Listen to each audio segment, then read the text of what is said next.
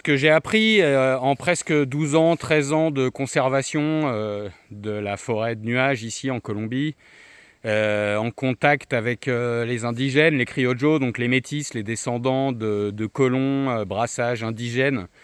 Si aujourd'hui ils continuent à détruire la forêt, c'est qu'ils sont nés dans une forêt infinie. Il ne faut pas oublier qu'il y a 50 ans ou 100 ans, la forêt amazonienne, la forêt andine, c'était infini. On pouvait couper et les gens n'avaient que des machettes. C'était à bras d'homme. Dans une forêt infinie, avec des animaux infinis, dangereux, des serpents, des jaguars.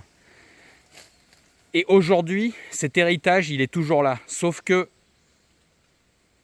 le contemporain, la destruction contemporaine de l'homme blanc les a rattrapés et est allée plus vite que cet apprentissage et de comprendre que la destruction est irrémédiable et que cette infinité de la forêt amazonienne, de la forêt andine n'existe plus. Ce sont maintenant des parcelles de forêt fractionnées qui n'ont plus de contact entre elles et donc c'est une destruction irréversible de la biodiversité.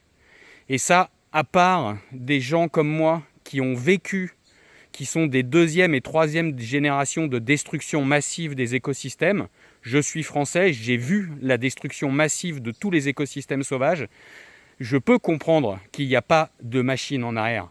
Et je vois que, alors que je suis dans 4 hectares aujourd'hui et qu'il y a énormément et 4 hectares de protection qui sont protégés du reste des champs à côté et que la prolifération des insectes, des serpents et des mammifères est telle dans 4 hectares, je n'imagine même pas il y a 50 ans quand encore une fois la forêt était infinie. Il faut comprendre que ces gens-là, et quand je dis ces gens-là, il n'y a pas de prototype.